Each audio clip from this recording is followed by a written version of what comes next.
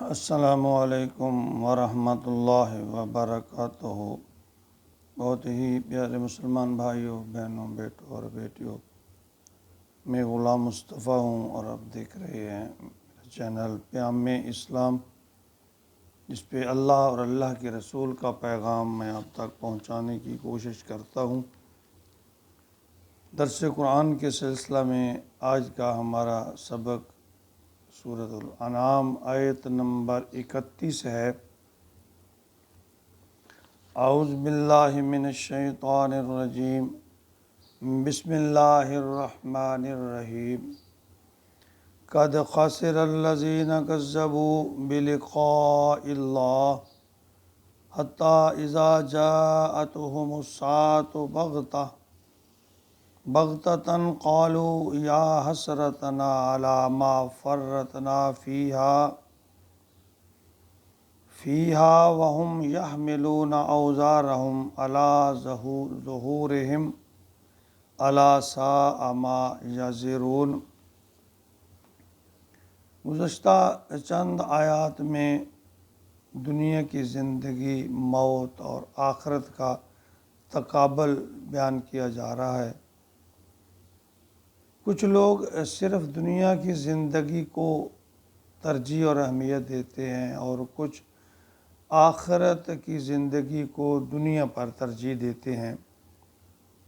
یقیناً ان کے لیے موت اور آخرت کی زندگی مبارک ہوتی ہے جو آخرت کی زندگی کی فکر کرتے ہیں، اللہ سے ڈرتے ہیں، محمد الرسول اللہ صلی اللہ علیہ وآلہ وسلم کی اطاعت کرنے کی کوشش کرتے ہیں۔ تو اس آیت مبارکہ میں اللہ رب العالمین نے ان لوگوں کو خبردار کیا ہے جو دنیاوی زندگی میں الجھ کر رہ گئے ہیں۔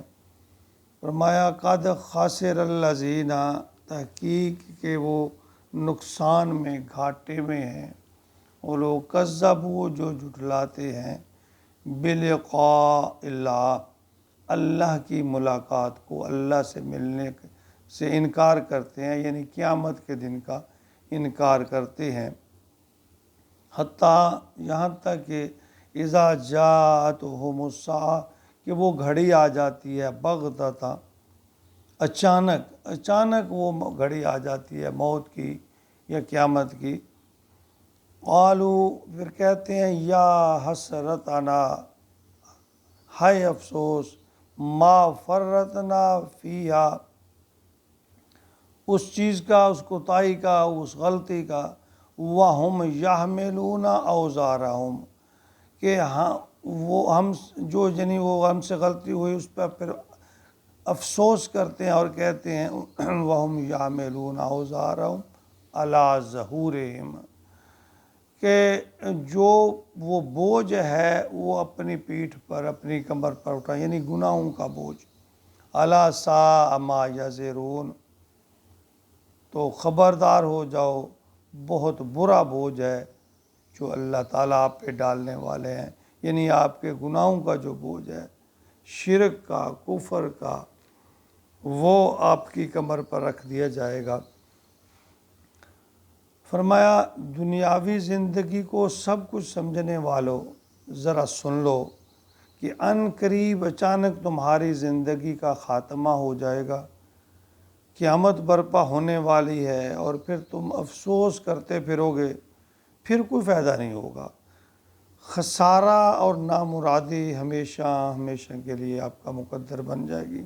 ابھی وقت ہے کہ اپنی کوتاہیوں پر نادم ہو کر توبہ کرو اور ایمان والی اور تقوی والی زندگی کو اختیار کر لو۔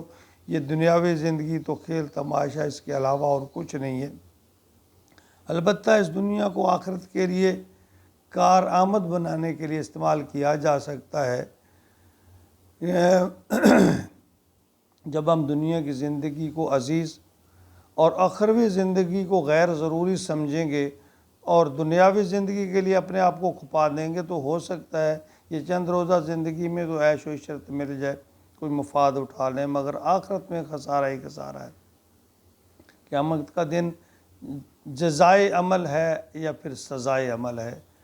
اس آیت کا مطلب انسان دنیا میں بے رغبتی پیدا کر کے روز قیامت پر جس نے یہ جو قیامت کے لیے تیاری کی، جب فکر پیدا کرنا ہے، ایک مرتبہ رسول اکرم صلی اللہ علیہ وسلم نے فرمایا کہ افسوس ہے اس شخص پر جس نے یہ آیت بھی پڑھی کہ ان فی خلق السماوات والارض واختلاف اللیل والنہار لآیات لأولی الالباب، کہ زمین اور آسمان کا پیدا کرنا اور دن اور رات کا آنا، اس میں اللہ انسانوں کے لیے، عقل مندوں کے لیے نشانی ہے، ان لوگوں کے لیے جو عقل مند ہیں، لیکن اس میں کچھ غور و فکر نہ کیا۔ آپ نے فرمایا کہ اس نے یہ آیت پڑھی اور پھر اس پر غور و فکر نہ کیا۔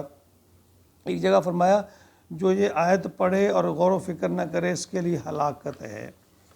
شمائل ترمذی حدیث نمبر 42 اور یہ اور بھی دوسری حدیث کی کتب میں ہے کہ نبی اکرم صلی اللہ علیہ وآلہ وسلم کی داڑھی میں سفید بال دے کر صحابہ اکرام نے عرض کی، اور بعض روایت کے مطابق حضرت ابوبکر صدیق نے سوال کیا، یا رسول اللہ آپ پر بڑھاپا آ گیا، یعنی داڑھی میں سفید بال دے کر عرض کیا کہ آپ پر بڑھاپا آ گیا، تو آپ نے فرمایا مجھے ہود اور اس کی بہنوں نے بوڑھا کر دیا۔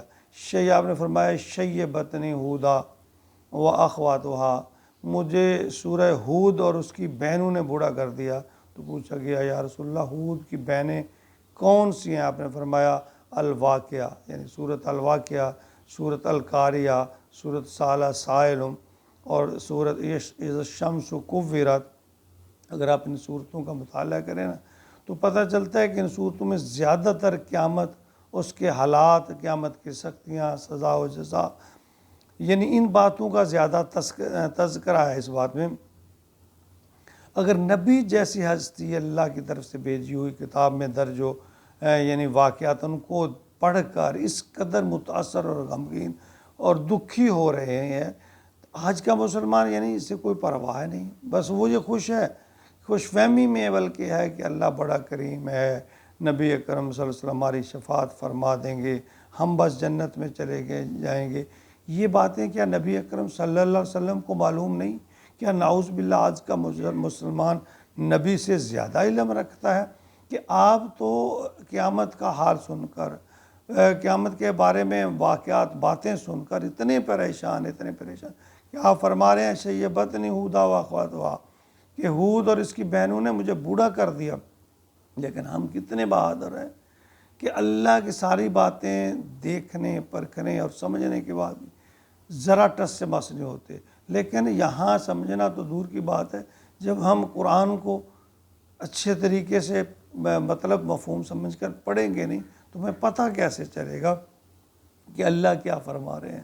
خبردار ہو جاؤ، اللہ نے ہر بات کو قرآن پاک میں فرما دیا، بیان کر دیا، اب ہماری ذمہ داری ہے کہ ہم اس کو دیکھیں، پرکھیں۔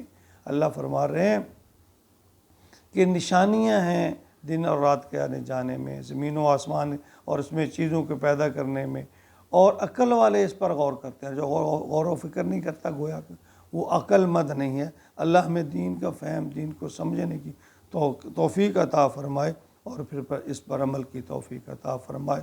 آمین۔ وما علینا الا البلاغ المبین۔